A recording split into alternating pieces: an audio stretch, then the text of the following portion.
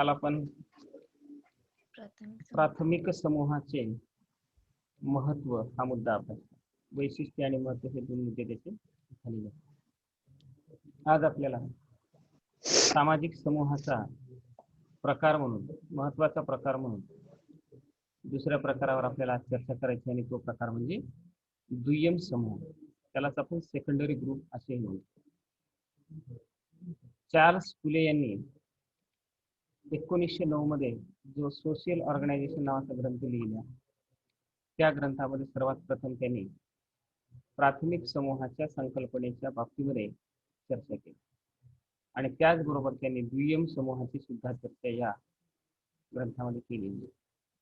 तर दुय्यम समूहाच्या बाबतीमध्ये एका वाक्यामध्ये मत मांडत असताना फुले म्हणतो की प्राथमिक समूहाच्या अगदी उलट. बाकीच्या येतोय का? नाही सर, अटकत येत आहे. बरोबर, एक मिनिट. इंटरनेट सर कनेक्शन येत आहे. हा, आता येईल. इंटरनेट कनेक्शनचा प्रॉब्लेम होता. ठीक आहे. तर C.H. फुले यांनी प्राथमिक समूहाच्या संदर्भात जी मतं मांडली, त्या मताचा आधार घेऊन दुय्यम समूहाच्या बाबतीमध्ये मत मांडत असताना C.H. फुले म्हणतात की अगदी प्राथमिक समूहाच्या विरोधी असणारा, उलट असणारा जो समूह आहे तो समूह म्हणजे दुय्यम समूह. प्राथमिक समूहाची असणारी जी वैशिष्ट्ये आहेत त्या सर्व वैशिष्ट्यांचा अभाव ज्या सर आवाज नाही येत आहे. बाकीच्यांना येतोय. आता इंटरनेट कनेक्टिव्हिटीचा प्रॉब्लेम नाहीये, आवाज येतोय. बाकीच्यांना येतोय का? हो सर. हो सर. हा, ज्याला आवाज येत नाही त्यांच्या इंटरनेटचा प्रॉब्लेम असेल. सुरुवातीला होता माझ्या इंटरनेटचा प्रॉब्लेम. इंटरनेट कनेक्टिव्हिटी ठीक आहे. थोडं बाहेर या, बाहेर येऊन बघ. कोण म्हणतंय? कोणाला येत नाही? आत्रामला येत नाही गावात? नोकर करा, इंटरनेट कनेक्शन बघ, नोकर करा. येत आहे सर, येत आहे. हा, ठीक ठीक ठीक. तुझ्या इंटरनेटचा प्रॉब्लेम आहे. इथून नाही, इथून नाही, इथून सुरू आहे. ठीक आहे. तर C.H. फुलेंनी सांगितलेले प्राथमिक आणि दुय्यम ह्या दोन्ही समूहांमध्ये दुय्यम समूहाची चर्चा आज आपण करणार. तर हे दुय्यम समूह कोणत्या समूहाला म्हणावं हे अधिकरित्या स्पष्ट करण्यासाठी काही विचारवंतांच्या व्याख्या आपल्याला पाहणं हे क्रम प्राप्त करतात. त्याच्यापूर्वी थोडीशी प्रस्तावना आपण अशी पाहू की ज्या समूहातील व्यक्तीचे संबंध, व्यक्तींचे संबंध हे औपचारिक असतात, तात्पुरते असतात, व्यक्ती सापेक्षतेचा अभाव असतो, म्हणजे व्यक्तिनिरपेक्ष असतात. व्यक्तिनिरपेक्षतेला तिथं प्राधान्य दिलं जातं, औपचारिकतेला प्राधान्य दिलं जातं. समूहाचं सदस्यत्व होणं किंवा न होणं किंवा स्वीकारणं हे ऐच्छिक असतं. एका विशिष्ट उद्देशांच्या पूर्तीसाठी ती लोक एकत्रित आलेले असतात, म्हणजे बहुतांश उद्देशांमध्ये त्यांची भिन्नता असते.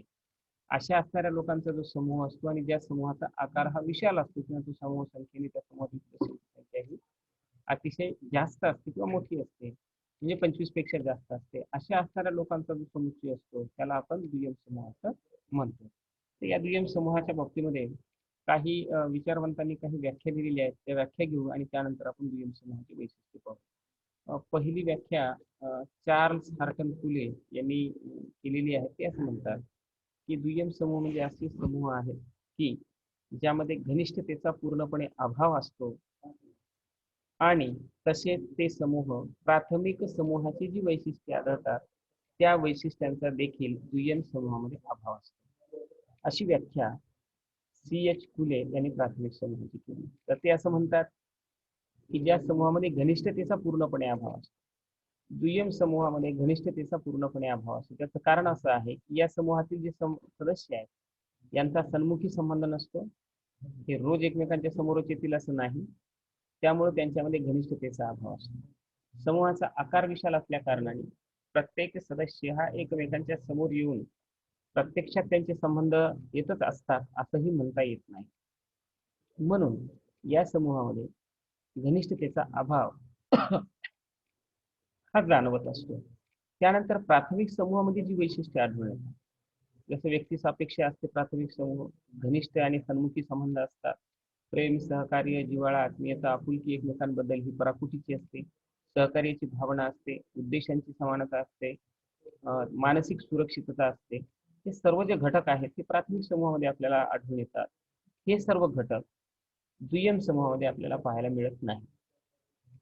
म्हणून फुले म्हणतात की प्राथमिक समूहाच्या वैशिष्ट्यांचा अभाव असणारा जो समूह आहे तो म्हणजे दुय्यम समूह आहे, असंही आपल्याला फुलेंच्या मते म्हणता येते किंवा फुले असं त्याबद्दल आपलं मत व्यक्त करतात. दुसरी व्याख्या ऑगबर्न आणि निमकॉफ नावाच्या विचारवंतांनी केली. ते असं म्हणतात की जो समूह घनिष्ठतेचा अभाव असलेले अनुभव प्रदान करतो त्यास दुय्यम समूह आहे. जो समूह घनिष्ठतेचा अनुभव असलेले अनुभव, आता घनिष्ठतेचा अनुभव असलेले अनुभव म्हणजे कसा किंवा घनिष्ठतेचा अभाव असलेले अनुभव म्हणजे कसा, की जशा ज्याप्रमाणे आपण पाहतो की कुटुंब हे प्राथमिक समूह, कुटुंबातील सर्व कुटुंबातील सर्व सदस्यांचे संबंध हे घनिष्ठतेचे असतात, सन्मुखी असतात, त्यांच्यामध्ये घनिष्ठतेचा अभाव आपल्याला दिसून येतो. पण दुय्यम समूहामध्ये मात्र घनिष्ठतेचा अभाव जाणून येतो आणि असा जो घनिष्ठतेचा अभाव आहे याचा अनुभव या समूहातला प्रत्येक सदस्य हे घेत असतो. त्या समूहातील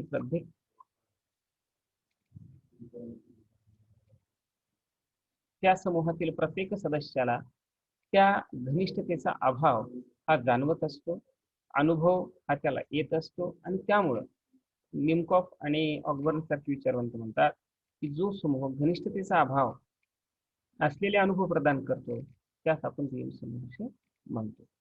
त्यानंतर तिसरी व्याख्या, पुढची व्याख्या हार्टन आणि हंट यांनी केली.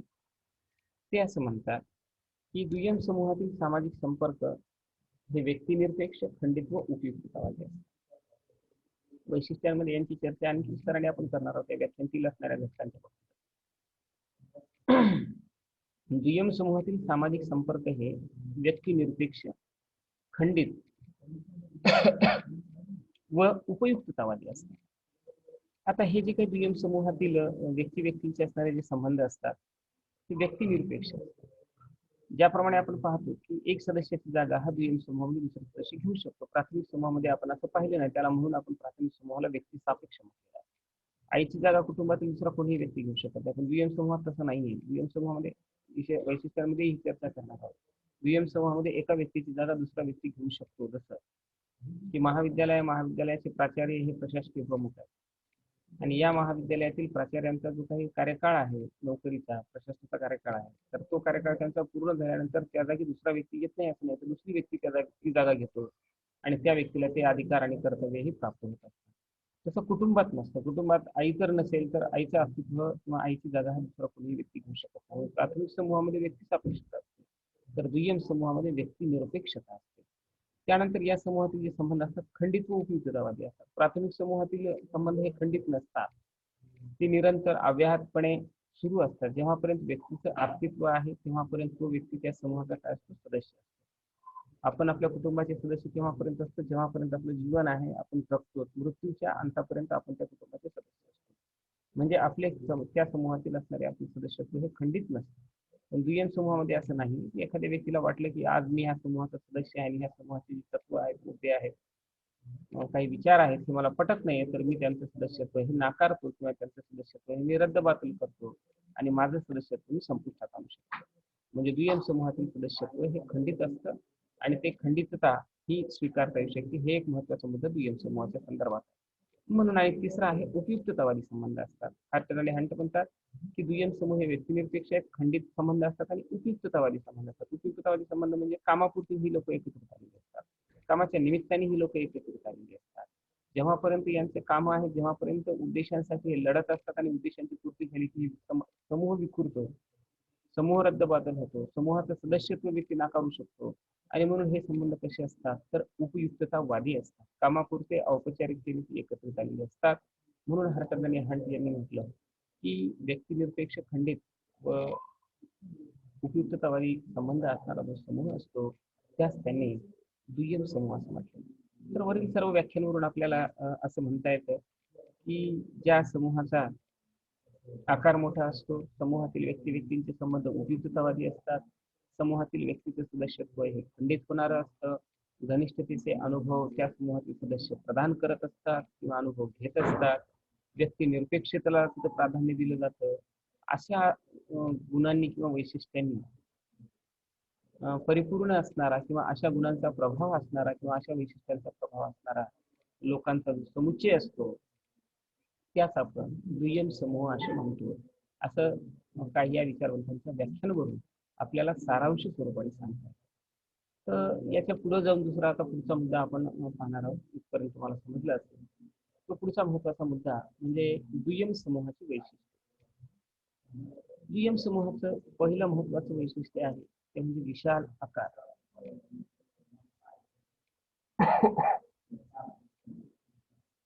विशाल आकार. आपल्याला माहित आहे की प्राथमिक समूहाचा आकार लहान असतो किंवा मध्यम असतो. तर दुय्यम समूहाचा आकार हा विशाल आहे, मोठा असतो. आता हे दुय्यम समूहाचा मोठा आकार कसा असू शकतो किंवा का बरं असतो? कारण का दुय्यम समूहातील सदस्यांची संख्या ही निश्चित नसते, निर्धारित नसते आणि 25 पेक्षा अधिक संख्या झाली तर त्या समूहातील सदस्यांची संख्या कितीही अधिक असू शकते. जसे एक छोटंसं उदाहरण मी तुम्हाला सांगतो की आपल्या देशात वेगवेगळे राजकीय पक्ष आहेत. या राजकीय पक्षांचे वेगवेगळे सदस्य आहेत. जसे की अलीकडील काळात गेल्या वर्षी तुम्ही पाहिलं असेल सगळीकडं भारतीय जनता पक्षाने हे प्रसिद्ध केलं की आम्ही देशातील सर्वात मोठी पार्टी आहे. देशातीलच नव्हे तर लोकशाही राष्ट्र असणाऱ्या सर्व देशांमधील जगातील सर्वात मोठी पार्टी आम्ही होतो. आमचे एवढे ऍक्टिव्ह सदस्य आहेत आणि एवढ्या सदस्यांनी आमच्या पक्षाची नोंदणी केली. म्हणजे साधारणपणे 3 कोटी का 4 करोड लोकांनी काहीतरी अशी आहे त्यांची एक आकडेवारी आणि तेवढ्या त्या लोकांनी आमची सदस्यता नोंदणी शुल्क भरून आमच्या पक्षाचे सदस्य झाले. म्हणजे आमचा पक्ष किंवा आमचा समूह हा 4 कोटी लोकांचा. म्हणजे हा दुय्यम समूह आहे. कुठलाही राजकीय पक्ष हे दुय्यम समूहाचं उदाहरण आहे. या समूहातील असणारे सगळे नियम, या समूहाला सगळे वैशिष्ट्ये जी व्याख्यामध्ये सांगितल्या गेलेली ती लागू होत असतात. आणि म्हणून जर एखादा राजकीय पक्ष आहे, उदाहरणार्थ दुसरं उदाहरण आपल्याला देता येतं की भारतीय सैन्य. आता भारतीय सैन्याची जर आपण विचार केला तर भारतीय सैन्याच्या बाबतीमध्ये जर सांगायचं झालं तुम्हाला तर भारतामध्ये साधारणपणे ऍक्टिव्ह असणाऱ्या सैन्यांची संख्या माझ्या माहितीच कमी जास्त होऊ शकते. साधारणपणे 22 लाखांच्या वर ऍक्टिव्ह फोर्स भारताचा आहे. साधारणपणे भारतामध्ये 14 प्रकारच्या फोर्स अस्तित्वात असलेल्या आपल्याला पाहायला मिळतात. मला जी माहिती आहे वेगवेगळ्या प्रकारचे जे फोर्सेस भारतामध्ये आहेत त्यापैकी 14 प्रकारचे फोर्स आहेत. साधारणपणे 22.5 लाखाच्या आसपास भारताचं ऍक्टिव्ह सैन्य. तर ह्या सगळ्या सैन्यांचा असणारा जो समूह आहे तो विशाल समूह. आता ह्या 22.5 लाख लोकांचे एकमेकांशी प्रत्यक्ष कधी संबंध आलेले असतील का? कधीच नाही. जम्मू काश्मीरमध्ये नोकरी करणारा जो सैनिक आहे तर त्याचा सहसंबंध हा अरुणाचल प्रदेशच्या बॉर्डरवर काम करणाऱ्या सैन्याशी आलाच असला तर आपण कदाचित म्हणू शकतो. पण भारतीय सैन्य BSFचे जर जवान असतील तर समग्र भारतातील सगळे जवान हे एका समूहाचं प्रतिनिधित्व. म्हणून हा जो समूह आहे ह्या समूहाचा आकार जो आहे हा कसा आहे तर विशाल आहे. म्हणून दुय्यम समूहाचा आकार हा विशाल आहे. या समूहातील सदस्यांची संख्या मर्यादित नसते. आकाराने हा समूह अधिक मोठा असतो. म्हणून अनेक कामगार संघटना असतील. कामगार संघटनांच्या बाबतीमध्ये सुद्धा आपण पाहतो की कामगार संघटना ह्या सुद्धा दुय्यम समूहाचं महत्वाचं उदाहरण आहे. भारतामध्ये तुम्हाला माहित असेल इंटक असेल, आयटक असेल, युटक असेल, HMS असेल, त्यानंतर अनेक काही कामगार संघटना आहेत. तर ह्या सगळ्या इंटक, आयटक, युटक ज्या कामगार संघटना आहेत तुम्हाला माहित आहे भारतामध्ये कामगार संघटनांची निर्मिती करण्याचं महत्त्वपूर्ण काम नारायण मेघाजी लोखंडे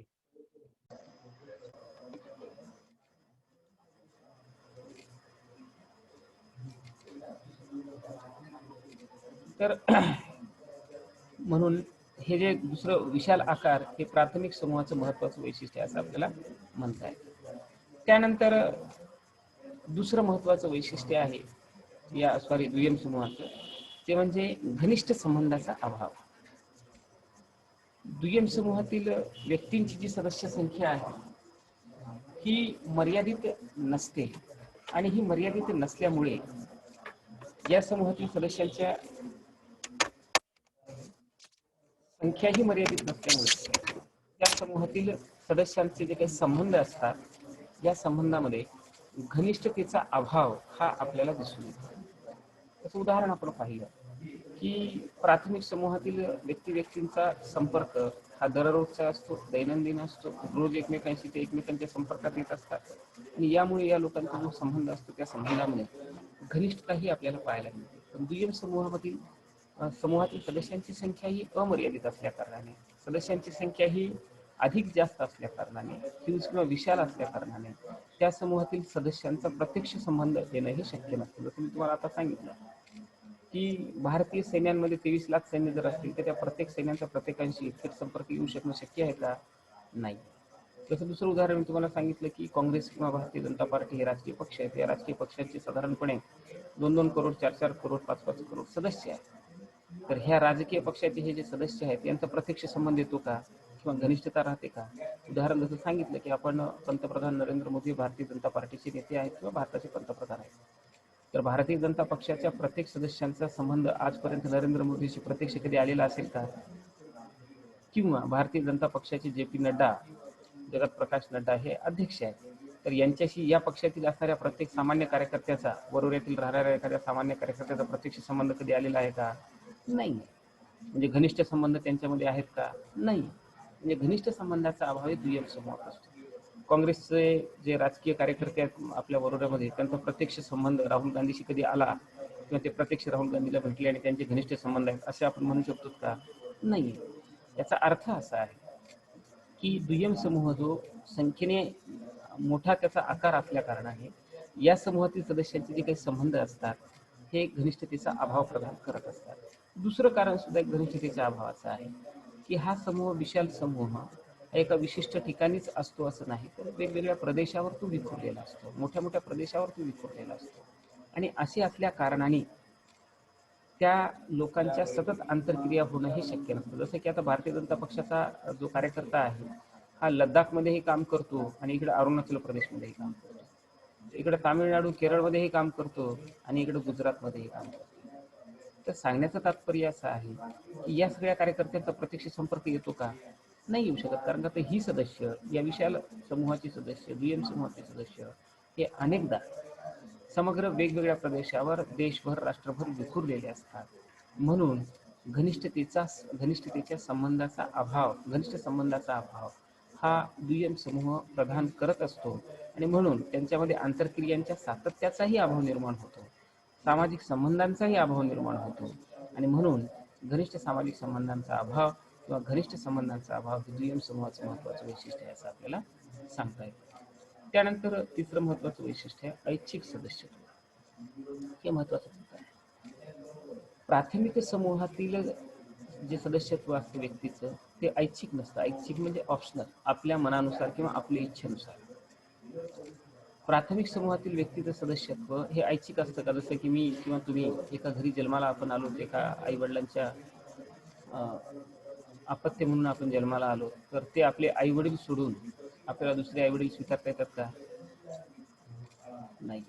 तुम्ही ज्या कुटुंबामध्ये जन्माला आलात तुम्हाला वाटलं की नाही मला ह्या कुटुंबामध्ये त्रास होतोय, गरिबी आहे, परिस्थिती आहे, विवंचन आहे, उपेक्षिततेचं जीवन जगावं लागतंय, माझ्या गरजांची पूर्तता माझे आई वडील किंवा पालक करत नाहीत, मी खूप ॲम्बिशियस आहे, मला खूप काही इच्छा आकांक्षा माझ्या आहेत, पण त्या आकांक्षांची पूर्ती आई वडिलांकडून होत नाही, म्हणून मला आज आता माझं कुटुंब सोडून अंबानीच्या कुटुंबात जॉईन व्हायचं आहे. असं होतं का? मुकेश अंबानीच्या कुटुंबाचा मला सदस्य व्हायचा आहे, मी खूप गरिबी तिकडे जीवन जगतो आणि मला ऐशो आरामात जगायचं आहे. मुकेश अंबानीच्या बायकोचं पर्स 2.5 लाखाचं असतं, 1.5 लाखाच्या कपामध्ये ती चहा पिते. तिचा नवरा म्हणजे मुकेश अंबानी हे नीता अंबानीला वाढदिवसाच्या दिवशी 250 कोटीचं एखादं विमान घेऊन गिफ्ट देतात. अशा असणाऱ्या श्रीमंत लोकांच्या कुटुंबामध्ये मला जॉईन व्हायचं किंवा त्या कुटुंबाचा सदस्य व्हायचं आहे आणि माझ्या कुटुंबाचा मला त्याग करायचा आहे, असं एखादा व्यक्ती प्राथमिक समूहाच्या संदर्भात म्हणू शकतो का? किंवा आपलं कुटुंब सोडून आपल्याला दुसरं कुटुंब स्वीकारता येतं का? तर नाही. हा चान्स सदस्यत्वाच्या अनिवार्यतेचा किंवा सदस्यत्वाच्या ऐच्छिकतेचा जो चान्स आहे तो सदस्यत्वाचा अनिवार्य हे आपल्याला प्राथमिक समूहात स्वीकारावा लागतं, तर ऐच्छिकता ही आपल्याला प्राथमिक समूहात आहे. परंतु दुय्यम समूहामध्ये मात्र आपल्याला हे चान्स आहे किंवा ही संधी आहे. मी उदाहरणार्थ किंवा तुम्ही किंवा इतर लोक एखाद्या राजकीय पक्ष किंवा एखाद्या कामगार संघटनेशी संबंधित आहेत आणि त्या कामगार संघटनांची तत्व पटना गेली तर आपण दुसरी कामगार संघटना जॉईन करतो. एखाद्या राजकीय पक्षाचे आपण फॉलोअर्स आहोत, त्या राजकीय पक्षाचे जर आपल्याला मतं पटना गेली, त्यांचं सदस्यत्व जरी आपण स्वीकारलेलं असेल, विचारसरणीमध्ये बदल झाला, कुठेतरी त्यांच्या विचारसरणीमध्ये चूक झाली, तर आपण काय करतो की राजकीय पक्ष बदलतो किंवा राजकीय पक्षाच्या आपल्या राजकीय पक्षानं ज्या पक्षांना आपण समर्थन करणार त्या पक्षांचं समर्थन आपण बदलतो किंवा आपण त्या पक्षाचं सदस्यत्व जे स्वीकारलेलं असेल तर ते सदस्यत्व रद्द करतो आणि दुसऱ्या पक्षाचं सदस्यत्व स्वीकारतो. जसं की अनेक राजकीय पक्षांमध्ये आपण पाहतो ना, निवडणुका जवळ आल्या की अनेक राजकीय पक्षाचे अनेक जे काही कार्यकर्ते असतात, नेते असतात, ते पक्ष बदलत असतात. आणि हा पक्ष बदलीच्या संदर्भात आपल्याकडे अलीकडील काळात एक कायदा सुद्धा झालेला, पक्षांतर बंदीचा कायदा, की जेणेकरून एका पक्षातून लोक निवडून यायचे आणि दुसऱ्या पक्षाला समर्थन द्यायचे. तर हे योग्य नाही आणि लोकशाहीसाठी घातक आहे, म्हणून पक्षांतर बंदीचा कायदा अस्तित्वात आला. एखाद्या पक्षाकडून तुम्ही निवडून आलात आणि दुसऱ्या पक्षाला जर तुम्ही समर्थन दिलं, तर ज्या पदावर तुम्ही निवडून आलेला ते तुमचं पद हे रद्द बातल ठरवण्याचा अधिकार ज्या पक्षांकडून तुम्ही निवडून आलेला आहात, निवडणूक आयोग तुमचं पद किंवा ती जे निवड झालेलं पद हे तुमचं रद्द बातल करू शकते. तर ही जी बाब आहे ऐच्छिक सदस्यत्व, हे ऐच्छिक सदस्यत्व आपल्याला दुय्यम समूहात पाहायला मिळतं. जसं की तुम्हाला आता लोकमान्य महाविद्यालय हे सुद्धा एक दुय्यम समूहाचं उदाहरण आहे. फर्स्ट इयरला तुम्ही लोकमान्य महाविद्यालयामध्ये ऍडमिशन घेतलं, तुम्हाला वाटलं की ह्या महाविद्यालयामध्ये व्यवस्थित क्लास होत नाहीत किंवा शिकवलं जात नाही, अशी तुमची भावना झाली किंवा तुमची इच्छा झाली आणि तुम्हाला असं वाटलं आता तर होत नाही आपल्याकडे, आपण तर रेग्युलर क्लास घेतो. त्या स्थितीला आपण पाहतो की 6 प्राध्यापक ऑनलाईन क्लासवर सध्या बसले. पण काही कारणास्तव तुम्हाला असं वाटलं की नाही हे महाविद्यालय मला सोयीचं नाही आणि हे महाविद्यालय मला बदलायचं आहे, तर तुम्ही काय करू शकता, सेकंड इयरला महाविद्यालय बदलू शकता. तर ही संधी प्राथमिक समूहात आहे का? नाहीये. तर हे दुय्यम समूहामध्ये आहे, ऐच्छिक सदस्यत्व आहे. दुय्यम समूहाचं सदस्यत्व हे ऐच्छिक असतं. आपल्याला जर त्या समूहाची तत्व नाही पटली, त्या समूहाचे मुद्दे नाही पटले, त्या समूहाचे उद्देश नाही पटले, समूहामधील सदस्यांमध्ये बेबनाव झाला, समूहाचं नेतृत्व कुठेतरी भरकटलेलं आहे असं आपल्याला वाटायला लागलं, तर अशा वेळेस आपण काय करत असतो, त्या समूहाचं सदस्यत्व त्यागतो, रद्दबातल करतो आणि दुसऱ्या समूहाचं सदस्यत्व स्वीकारतो. जसं की आता पुढच्या वर्षी पश्चिम बंगालमध्ये निवडणुका येणार आहेत, तिथं पाहतोय आपण की तेथील असणाऱ्या तृणमूल काँग्रेसच्या अनेक आमदार, अनेक मंत्री हे आपला पक्ष सोडून दुसरे पक्ष घेत असतात. कोणी काँग्रेसमध्ये जात आहे, कोणी बीजेपी मध्ये जात आहे, कोणी CPIM मध्ये जात आहे. आणि हे असं होणं हे काय आहे, तर ऐच्छिक सदस्यत्वाचं महत्वाचं मुद्दा आहे आणि म्हणून दुय्यम समूहामध्ये ऐच्छिक सदस्यत्व हे महत्वपूर्ण असतं. त्यामुळे त्याचं महत्वाचं वैशिष्ट्य आहे असं आपल्याला सांगता येईल. जसं की तुम्ही विद्यार्थी आहात, विद्यार्थ्यांच्या सुद्धा काही संघटना आपल्याकडे कार्यरत आहेत. ABVP आहे, विद्यार्थी सेना आहे, NSUI आहे, या काही राजकीय पक्षांची पुरस्कृत असणाऱ्या विद्यार्थी संघटना आहे. आणि तुम्ही महाविद्यालयामध्ये असताना वाटलं तुम्हाला की तुम्ही ABVP जॉईन केली आणि तुम्हाला वाटलं की नाही ABVPचे तत्व काही बरोबर नाही आहे, ते काही उद्देश आम्हाला पुरत नाही किंवा पटत नाही, हे जॉईन झाल्यानंतर तुम्हाला कळायला लागलं, होऊन जायला लागलं, तुम्ही काय करता, NSUI या विद्यार्थी संघटनेचं सदस्यत्व स्वीकारू शकता. तुम्हाला वाटलं की नाही NSUI मध्ये सुद्धा कुठेतरी गडबड आहे किंवा काहीतरी उद्देशांमध्ये तफावत आहे आणि मला हे पण संघटना बदलायची आहे, तर तुम्ही विद्यार्थी सेना जॉईन करू शकता.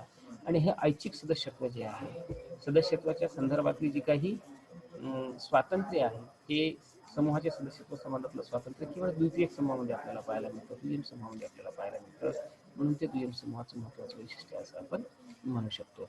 त्यानंतर आहे उद्देशामध्ये भिन्नता, चौथं वैशिष्ट्य, महत्वाचं वैशिष्ट्य. उद्देशामध्ये काय भिन्नता आणि कशा प्रकारचे असतात? दुय्यम समूहातील सदस्यांचे उद्देश हे एकसारखे नसतात. त्याचं कारण असं आहे की काही विशिष्ट उद्देशांच्या पूर्ततेसाठीच ते एकत्रित आलेले असतात. म्हणजे जगण्याची, वावरण्याची, व्यवहाराची किंवा एकूणच जीवनाची सगळी उद्दिष्टे ही सारखी असतात असं दुय्यम समूहामध्ये नसतं. जसं की आम्ही महाविद्यालयामध्ये प्राध्यापक आहोत आणि आम्ही महाविद्यालयातील हे सर्व प्राध्यापक आमच्या दुय्यम समूहाचं आम्ही प्रतिनिधित्व करतो आणि आम्ही महाविद्यालयामध्ये आल्यानंतर सगळ्या प्राध्यापकांचा प्राध्यापक म्हणून काय उद्देश आहे की आपल्या विद्यार्थ्यांना जे काही हवं असेल, जेवढं आपल्याला उमजते, शिकलेलं आहे, ज्ञान आहे, ते विद्यार्थ्यांपर्यंत पोहोचवणं आणि आमच्या विद्यार्थ्यांना आम्ही शहाणं करून सोडणं, हे आमच्या सर्वांचा प्रमुख उद्देश आहे. आणि या उद्देशांच्या पूर्ततेसाठीच महाविद्यालयातली ही सर्व सिस्टम, सर्व व्यवस्था ही कार्यरत आहे. त्या उद्देशांच्या पूर्ततेसाठी आम्ही ते एकत्रित आलो. पण महाविद्यालयाचा वेळ सोडून ज्यावेळेस आम्ही आमच्या घरी जातो, त्यावेळेस आमच्या सगळ्यांची जगण्याची जी उद्दिष्टे आहेत किंवा सगळ्यांचे जे व्यवहार आहेत, सगळ्यांचे जे आंतरक्रिया किंवा बाकी घटक आहेत, हे सगळे वेगवेगळ्या प्रकारचे असतात. आणि म्हणून उद्देशांमध्ये जी भिन्नता असते त्याचं कारण असं आहे की सगळेजण आम्ही इथे जे आलो ते एकाच कुटुंबाचे सदस्य आहोत का? नाही.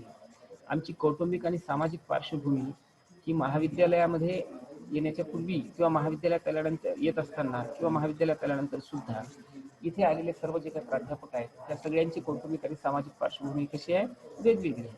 आणि ही पार्श्वभूमी वेगळी असल्या कारणाने सगळ्यांचे जगण्याचे उद्देश आहे, व्यवहाराच्या भाषा आहे किंवा इतर ज्या काही गोष्टी असतील, सांस्कृतिक गोष्टी असतील, ज्याला आपण म्हणू की जीवन जगण्याची एकूणच पद्धती सगळ्यांची सारखी आणि समान आहे का? तर नाही, सगळ्यांच्या जीवन जगण्याच्या पद्धतीमध्ये भिन्नता आहे. आणि म्हणून आम्ही महाविद्यालयामध्ये येतो. महाविद्यालयामध्ये आल्यानंतर आमच्या उद्देशामध्ये एकच प्रकारची समानता दिसून येते की आम्ही महाविद्यालयाचे घटक आहोत, प्राध्यापक आहोत आणि आमचं एक कर्तव्य आहे, त्या कर्तव्याच्या पूर्तीसाठी किंवा कर्तव्याच्या उद्देशाच्या पूर्तीसाठी आम्ही महाविद्यालयामध्ये एकत्रित आलो. म्हणजे काय करण्यासाठी आलो? विद्यार्थ्यांना चांगलं शिक्षण देण्यासाठी आणि त्यांना ज्ञानी बनवण्यासाठी, अध्यापन करण्यासाठी आम्ही इथे एकत्रित आलेलो. आणि ह्या उद्देशासाठीच आम्ही एकत्रित आले असल्या कारणाने या उद्देशाच्या पूर्तीचा असणारा संबंधित जो वेळ आहे तो वेळ सोडल्यानंतर आम्ही प्रत्येकजण प्रत्येकाच्या पर्सनल लाईफमध्ये बिझी असतो. तसं तुम्ही सुद्धा महाविद्यालयात आल्यानंतर महाविद्यालयाचे विद्यार्थी असतात आणि त्यानंतर तुम्ही घरी गेल्यानंतर घरातील वेगवेगळ्या प्रकारच्या भूमिका दर्जानुरूप पार पाडत असतात. तर ही जी बाब आहे उद्देशांमध्ये भिन्नता, कारण का ते इथे कौटुंबिक आणि सामाजिक पार्श्वभूमी वेगवेगळी असलेली लोक एकत्रित असल्या कारणाने प्राथमिक समूहामध्ये जेवढे उद्दिष्टांची समानता आपल्याला पाहायला मिळते तशी समानता इथे पाहायला मिळत नाही. इथे सुद्धा काही प्रमाणात उद्दिष्टांची समानता असते, पण औपचारिक स्वरूपाने निर्धारित केलेले जे उद्देश असतात त्या उद्देशांची पूर्ती करण्यासाठीच ही सगळी लोक एकत्रित आलेली असतात आणि त्या उद्देशांच्या पूर्तीसाठीच हे एकत्रित आले असल्या कारणाने त्या उद्देशांची पूर्ती झाल्यानंतर अनेकदा हे समूह विखुरत सुद्धा असतो किंवा रद्दबातल सुद्धा करत असतो. त्यात दुसरा महत्त्वाचा एक मुद्दा असा आहे की उद्देशामध्ये भिन्नता असताना भावनात्मक एकता ही इथे एवढ्या मोठ्या प्रमाणात पराकोटीची पाहायला मिळत नाही. प्राथमिक समूहामध्ये आपण पाहतो की एकासाठी सर्व आणि सर्वासाठी एक ही भावना प्राथमिक समूहातील सर्व सदस्यांमध्ये असते. जसं की मित्र किंवा कुटुंब आहे, कुटुंबातील सर्व सदस्यांमध्ये एकमेकांप्रती अतिशय पराकोटीची आणि सहकार्याची भावना असते. दुय्यम समूहातील सदस्यांमध्ये भावनात्मक एकतेचा अभाव आपल्याला दिसून येतो. त्याचं कारण असं आहे की प्रत्येकाची जगण्याची असणारे जे उद्देश असतात ती वेगळी असतात. केवळ काही उद्देशांच्या पूर्तीसाठी ही सगळी लोक एकत्रित झालेली असतात, म्हणून ते सुद्धा घनिष्ठतेचा आपलं उद्देशांमधील भिन्नता हे महत्त्वाचं वैशिष्ट्य हे दुय्यम समूहाचं आहे असं आपल्याला म्हणता येतं. म्हणून त्या वैशिष्ट्यांचा आपण चर्चा केली. त्यानंतरचं एक महत्त्वाचं वैशिष्ट्य आहे, ते वैशिष्ट्य आपण घेऊ आणि वेळ जर संपला तर आपण थांबू. पुढचं महत्त्वाचं वैशिष्ट्य आहे औपचारिक संबंध. दुय्यम समूहाचं हे महत्त्वाचं वैशिष्ट्य आहे औपचारिक संबंध. आता औपचारिक संबंध म्हणजे काय किंवा औपचारिक संबंधाच्या संदर्भात आपण तिकडे चर्चा केली. प्राथमिक समूहातील सदस्यांचे संबंध हे अनौपचारिक असतात. अनौपचारिक असतात म्हणजे कसे असतात? अनौपचारिक असतात म्हणजे कसे असतात तर घनिष्ठतेचे असतात. त्यांच्यामध्ये कुठल्याही स्वरूपाचं लिखित नियम, संबंध कसे असावेत या संबंधातले कुठलेही लिखित नियम नसतात, म्हणून ते संबंध अनौपचारिक असतात. पण दुय्यम समूहातील व्यक्तींचे जे असणारे संबंध असतात हे औपचारिक असतात. आणि हे औपचारिक असून कसे असतात तर ते केवळ आणि केवळ एका भाषेमध्ये आपल्याला सांगायचं म्हणजे तात्पुरत्या स्वरूपाचे असतात. आणि हे सर्व जे काही संबंध असतात हे लिखित नियमाने, अनेकदा लिखित नियमाने बाध्य असतात. जसं की महाविद्यालयामध्ये प्राध्यापक आणि प्राचार्य यांचे संबंध कसे आहेत? लिखित नियमांच्या आधारावर. विद्यार्थी आणि प्राध्यापक यांचे संबंध कसे आहेत? लिखित नियमांच्या आधारावर आहे, म्हणजे औपचारिक आहे. किंवा आपण पाहतो की त्याला तात्पुरत्या स्वरूपाचे झालेले असलेले पाहायला मिळतात. जसं मुलगा आणि वडील यांचे संबंध औपचारिक आहेत का अनौपचारिक आहेत? ते 24 तास एकमेकांच्या संपर्कात राहून एकमेकांना आंतरक्रिया एकमेकांमध्ये त्या होत असतात. तसं महाविद्यालयामध्ये आलेला जो प्राध्यापक आहे, हा महाविद्यालयाचा प्राध्यापक हा 24 तास आपल्या प्राचार्यांच्या नियंत्रणाखाली असतो का? नाही. तर केवळ तो 5 तास आपल्या प्राचार्यांच्या औपचारिक नियंत्रणाखाली असतो, तेही नियमांना बांधील आहे. आणि 5 घंट्याचा वेळ झाल्यानंतर महाविद्यालयाचे प्राचार्य कुठल्याही प्रकारचा दबाव कामासाठीचा त्याच्यावर आणू शकत नाही. म्हणजे सांगण्याचं तात्पर्य की येथील असणारे संबंध, येथील असणारी नियंत्रणाची व्यवस्था ही औपचारिक आहे. म्हणून औपचारिक संबंध ही इथले कसे असतात तर तात्पुरत्या स्वरूपाचे किंवा औपचारिक असतात. कामापुरती ही एकत्रित आलेले संबंध असतात. जेव्हापर्यंत काम आहे तेव्हापर्यंत ते संबंध, जसे की तुमचे आणि आमचे संबंध हे औपचारिक संबंध आहेत. जेव्हा महाविद्यालय सुरू होईल त्यावेळेस आपले संबंध केवळ 50 मिनिटापुरत्याचे दिवसाचे असतात. क्लासचा वेळ असतो आणि त्यावेळी बेल झाली की प्राध्यापक वर्गात येतो, 50 मिनिट शिकवतो आणि क्लासची वेळ संपली की बेल वाजते आणि तो वर्गाच्या बाहेर जातो. म्हणजे आपले संबंध कसे असतात? औपचारिक असतात. घनिष्ठतेचे असतात का?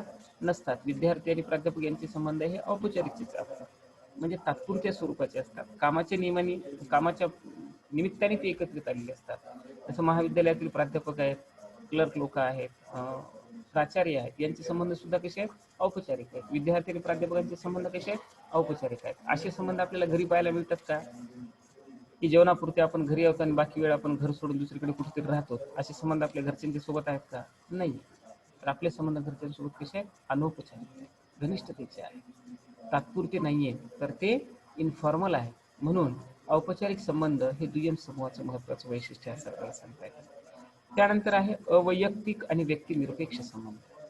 आता प्राथमिक समूहातील सदस्यांचे संबंध हे व्यक्ती सापेक्ष असतात, म्हणजे एका व्यक्तीची जागा दुसरा व्यक्ती प्राथमिक समूहात घेत नाही. पण दुय्यम समूहातील व्यक्तीचे संबंध हे कसे असतात, व्यक्ती निरपेक्ष असतात आणि अवैयक्तिक असतात. जसं मी तुम्हाला सांगितलं की मी महाविद्यालयात प्राध्यापक म्हणून सोशलॉजी शिकवतो. उद्या हे महाविद्यालय सोडून मला दुसरीकडे जाण्याचा जर प्रसंग आला तर माझ्याशिवाय या महाविद्यालयात कोणी समाजशास्त्र शिकवणार नाही असं होईल का? नाही. मी येण्यापूर्वी इथं कोणीतरी शिकवत होतं आणि मी जर इथून निघून गेलो तर दुसरा कोणीतरी इथं समाजशास्त्र हा विषय शिकवणार आहे किंवा शिकवेल. म्हणजे एका व्यक्तीची जागा हा दुसरा व्यक्ती इथे घेत असतो. तुम्ही आज महाविद्यालयामध्ये BA फर्स्ट इयरला आहात, म्हणजे यापूर्वी BA फर्स्ट इयरला कोणी नव्हतं आणि याच्यानंतर कोणी राहणार नाही असं होणार आहे का? नाही. तुमची जागा कोणीतरी दुसरा व्यक्ती इथे घेणार आहे. म्हणजे इथले संबंध कसे असतात, व्यक्ती निरपेक्ष असतात. आता दुसरा महत्वाचा मुद्दा इथे असा आहे की एका व्यक्तीची जागा हा दुसरा व्यक्ती इथे घेत असतो, म्हणून हे संबंध व्यक्ती निरपेक्ष असतात. प्राथमिक समूहात असं होतं का, आईची जागा कुटुंबातील दुसरा कोणी घेऊ शकतो का? बहिणीची जागा दुसरा कुटुंबातील कोणी घेऊ शकतो का? वडिलांची जागा दुसरा कुटुंबातील कोणी घेऊ शकतो का? नाही. तर दुय्यम समूहातील सदस्य हे बदलत असतात, प्राथमिक समूहातील सदस्य हे बदलत नसतात. म्हणून व्यक्तिनिरपेक्ष आणि उपयुक्ततावादी इथे व्यक्तिनिरपेक्ष आणि अवैयक्तिक संबंध असतात. आणि पुढचा महत्वाचा मुद्दा आहे साधन स्वरूप संबंध. या समूहातील जे संबंध असतात, दुय्यम समूहातील संबंध साधन स्वरूप असतात आणि उपयुक्ततावादी असतात. आता आपल्या भाषेमध्ये सांगायचं म्हणजे साधन स्वरूप आणि उपयुक्ततावादी म्हणजे कसे, कामापुरता मामा आणि ताकापुरती आजी, अशा प्रकारचे येथील संबंध असतात. येथील संबंध कामापुरता मामा आणि ताकापुरती आजी. जेव्हापर्यंत काम आहे तेव्हापर्यंत संबंध आहे, आणि काम संपलं म्हणजे गरज सर्व आणि वैद्य मरो, असं ज्याप्रमाणे एक म्हण आहे ना मराठीमध्ये, तशा प्रकारचे संबंध येतील. प्राध्यापकाचा संबंध केव्हापर्यंत तुमच्याशी 3 वर्ष प्राध्यापक स्कूलवरचे संबंध, 3 वर्ष सोशलॉजी शिकवण्याचे संबंध. त्याच्यानंतर तुमचा काही संबंध कधी येणार आहे का? नाही. म्हणजे कामापुरते आपले संबंध आहेत. कामापुरता मामा, ताकापुरती आजी, अशा प्रकारचे साधनयुक्त आणि उपयुक्ततावादी साधन स्वरूप संबंध असतात. म्हणून ते एक महत्वाचं वैशिष्ट्य आहे. त्यानंतर एक पुढचं महत्वाचं वैशिष्ट्य आहे औपचारिक नियंत्रण.